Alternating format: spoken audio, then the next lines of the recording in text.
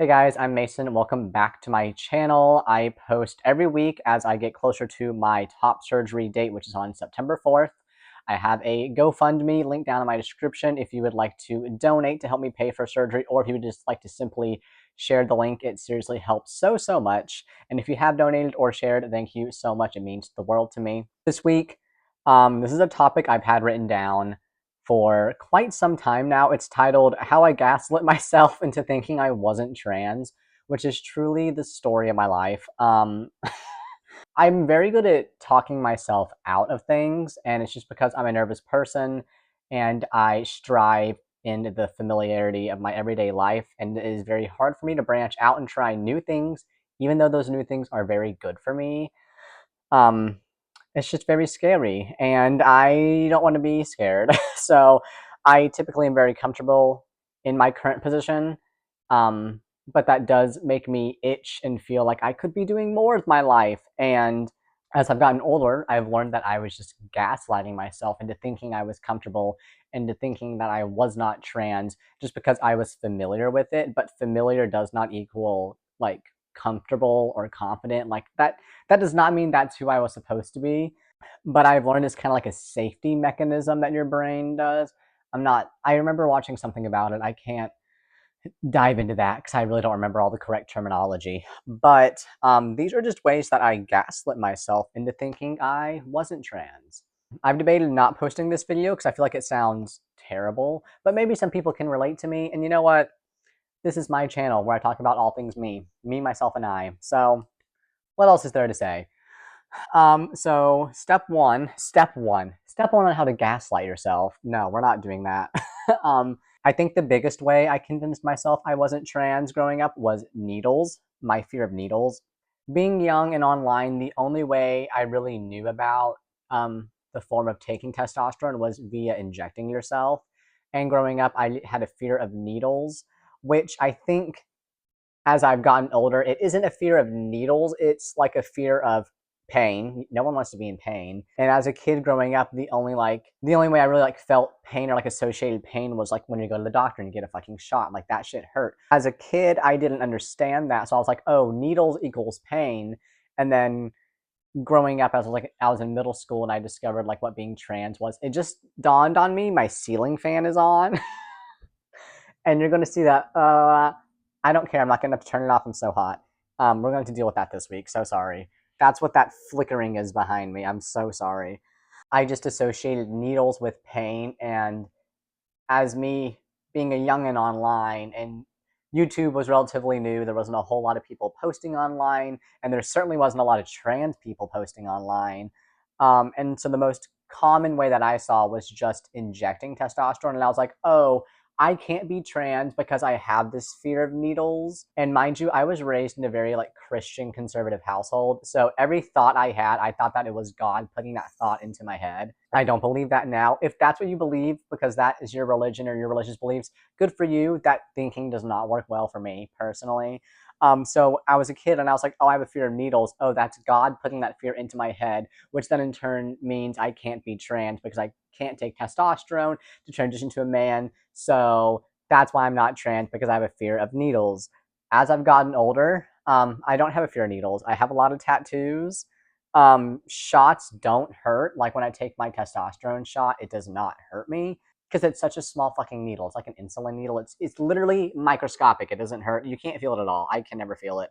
Another way on the same vein was I had a fear of surgery, which was kind of an irrational fear, I think, in my head, because as a kid, I didn't know what the fuck surgery was. I didn't know all that it entailed. I honestly didn't have a lot of people in my life that were undergoing a lot of surgeries. I mean, my parents, my mom had some surgeries when I was growing up. I don't know, I guess just the idea of being put to sleep, it was just very freaky to me. Because I think I had a fear of needles, I just had a fear of hospitals and surgery. You had to be in a hospital, so that just kind of added on to it. So in my head, I was like, oh, I gotta have a fear of surgery. The idea, I guess, of an IV going into your hand, that still wigs me out to this day. But just pretty much everything involving a surgery in the doctor's office, and it just freaked me out so bad to the point where I was like, oh, to be trans, you have to have surgeries. That is not true. You don't have to have any surgeries if you're trans. But in my head, that was like, oh, if I'm trans, I have to have all the surgeries. That is super scary to me. And then once again, oh, that fear was put into my head by God, which means he's like reaffirming that I'm not trans. So I can't be trans. I don't like surgeries. Very fucked up thinking, I know, but that's just how kid me thought. So yeah, fear of surgery. And here I am on this channel promoting my GoFundMe so I can go get a transgender operation. Another way I gaslit myself into thinking I wasn't trans was because I looked good as a girl. That's what I have written down, but I do remember that. And I think that kind of goes back to growing up.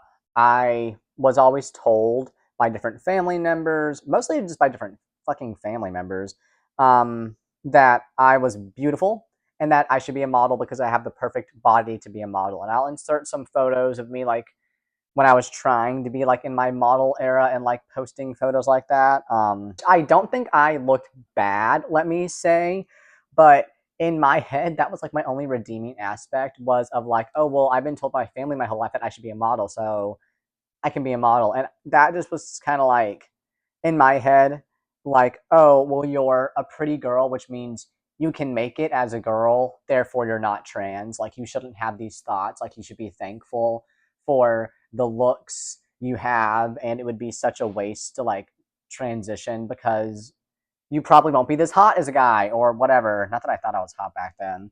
I don't think I was ugly, but I definitely don't think I was hot. The next thing I had is I had bad acne, and boy did I, but I think that was more of my diet than it was like my hormones back then. And so I convinced myself that I would just have terrible acne again. And obviously, when you start hormones and transitioning, you go through a second puberty essentially. And so I went through puberty all over again. Like, yes, my skin has gotten oilier.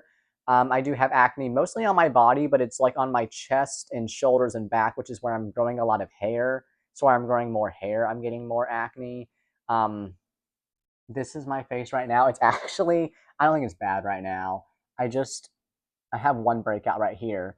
But my face never really broke out a lot actually once I started tea because by then I knew what foods did and did not work for me.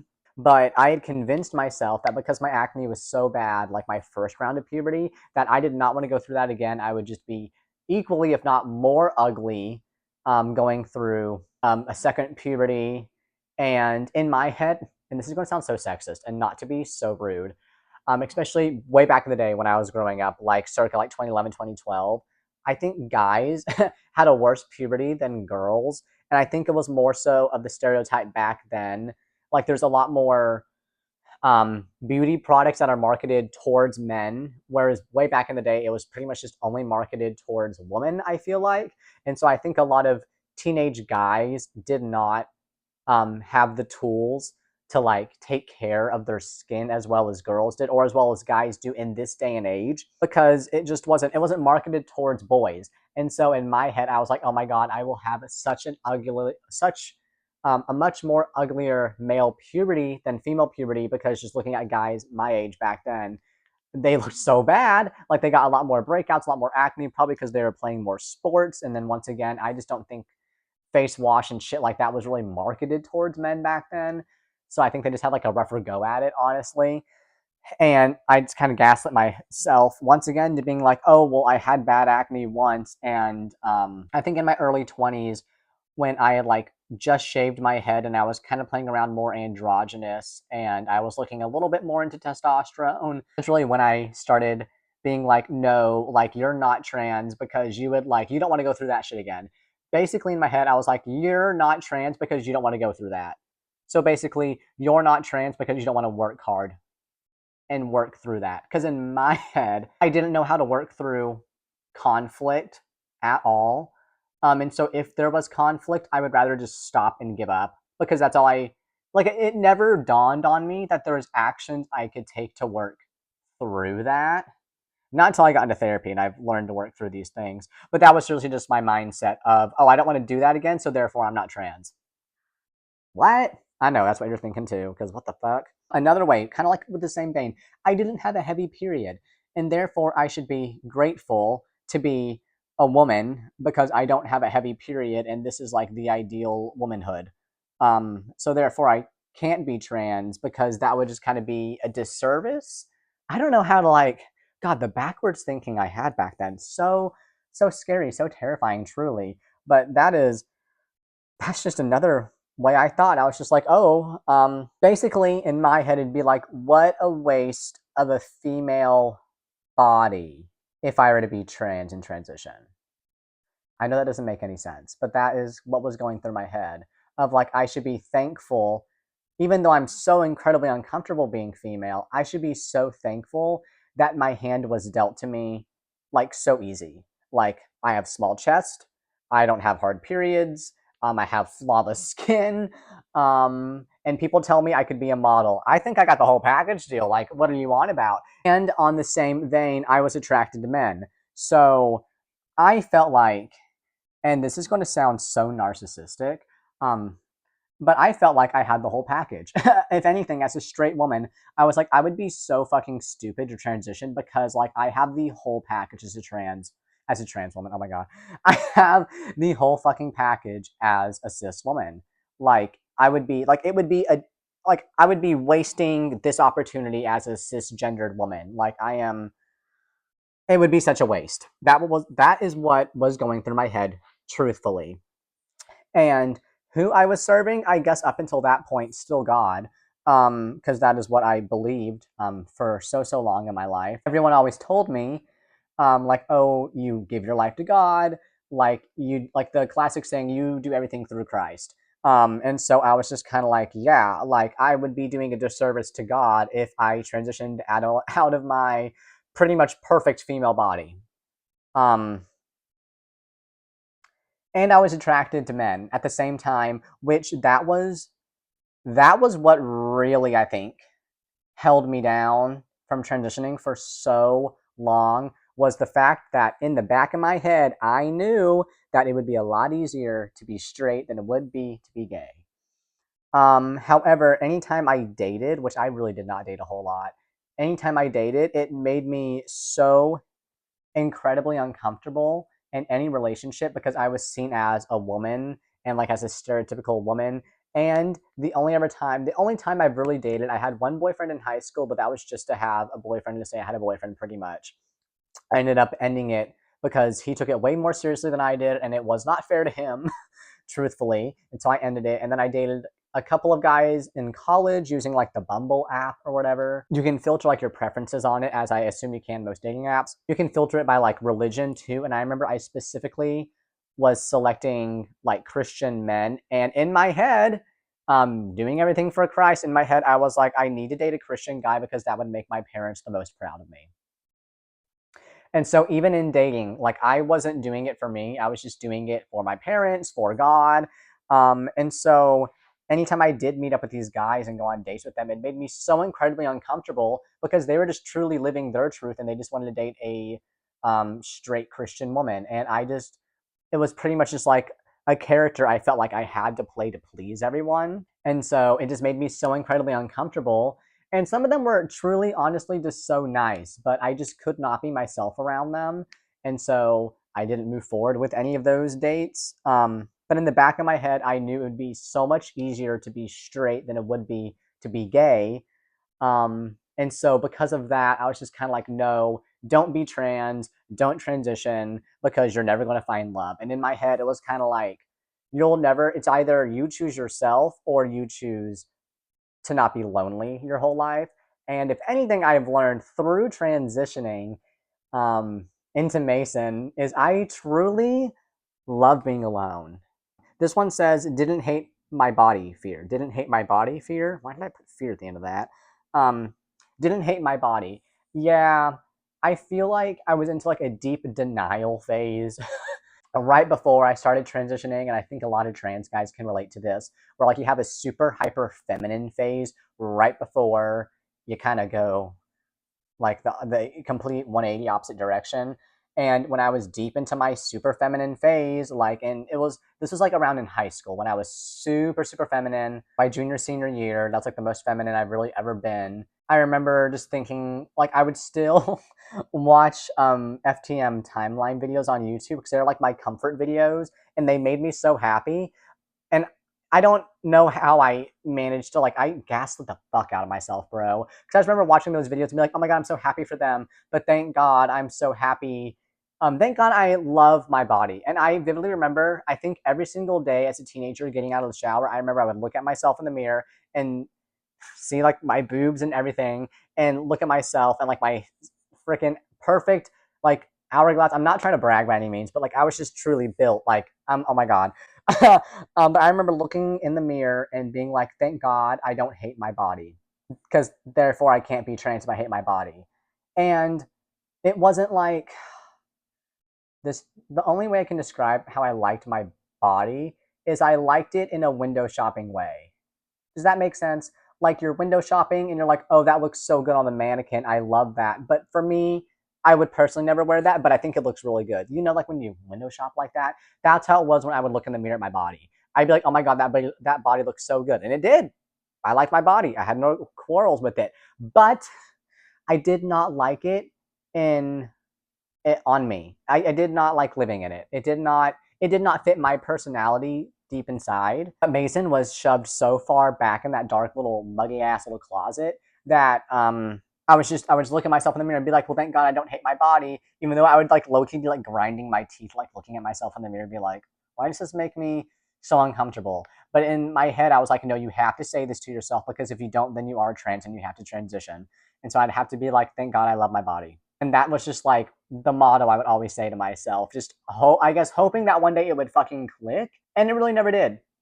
And I mean, I didn't, like I said, I didn't hate my body. Like I wasn't like, oh my god, like I know a lot of trans people, I feel like they can't like stand to look at themselves in the mirror. Not really an issue. Like I said, I had a pretty banging body for a girl. It's just the fact that I don't feel like a girl. If I did, hey, I'd be happy. But I truthfully don't. And so telling myself that over and over again was just another way I gaslit myself into thinking I wasn't trans. And these last two things are just kind of like cosmetic things. One was I like to do my nails. I loved doing my nails in high school. Yeah, I just like doing my nails, and I still do. I haven't done my nails in literal years, but because I just don't have the money. But like I have friends who get their nails professionally done. I'm always like, send me pictures. I want to see your nails. I love them so much. I love watching like people doing like nail videos online. I've recently got back into like painting nails. I've been painting my friends' nails. In my head, and the way I was raised in like a conservative Christian household, was boys don't paint their nails. And if I like to paint my nails, and I'm already a girl, well, thank God I'm not trans, because I like to paint my nails and I'm a girl. So I know it's the weird thinking, but that's just how I was raised. This last thing goes kind of hand in hand with the same as like, thank God I don't hate my body, like the window shopping thing, was I liked girl clothes. Yes, there are some girl clothes I did in fact like, and it was always so hard for me because I would go into these stores and I would like buy them, and then I would get home and I'd wear them, and then anytime I wear them, I would just get so fucking uncomfortable, and it was so confusing to me because I genuinely liked the clothes. Like I think they looked really good, but just on me, it made me want to crawl out of my skin, and I could not figure it out. And I'm sure in the back of my head I was like, "Bitch, you're trans," but like I was just like, "No, I can't be trans because I liked them. I liked them in store. I liked them online so much so that I ordered it, or I went in store and I bought it with my own money. Why don't I like these? I don't understand." And I mean, same to this day, I'll see like girls' clothes and I'm like, "Damn, that's cute. Dang, that's cute." Doesn't mean I want to wear it. Doesn't mean I want to buy it now. But like growing up as a kid, that I didn't have like that disconnect of you can like something and not want to have it for yourself, stuff like that. But those were just ways that I gaslit myself into thinking I wasn't trans. This isn't an educational purpose video. Maybe if you found some clarity in it, great for you. If I'm not saying if you think these same things that means you're trans, if you don't think you're trans, no one can tell you that you are trans other than you. Only you can tell yourself that. No one can tell you that. But those are just some ways growing up that I gaslit myself into thinking I wasn't trans, and yet here we are. Um, that's all I have for this week's video. Once again, if you would like to donate to my GoFundMe for top surgery, it is linked down below in my description. Any amount helps. You don't even have to donate. Simply sharing the link seriously means so, so much. If you would like to follow me on any other social media, the only other one I have is Instagram. It's at Making Mason if you'd like to follow me on there. If you're interested, I've been making dragons, crochet dragons to sell online. As of me filming this video is going to go out way in the future. This is like beginning of July as I'm filming this. I'm trying to film ahead of time and then I won't get so overwhelmed. But as I'm filming this, I still don't know how I'm going to sell these dragons. So maybe by the time this video is up, I'll have a link below to a shop you can shop, or maybe I'll have an Instagram for just them. But I still don't know. As of right now, I don't know. So hopefully I know by the time this video goes out. But yeah, thank you so much for following along, and I will see you next week. Bye.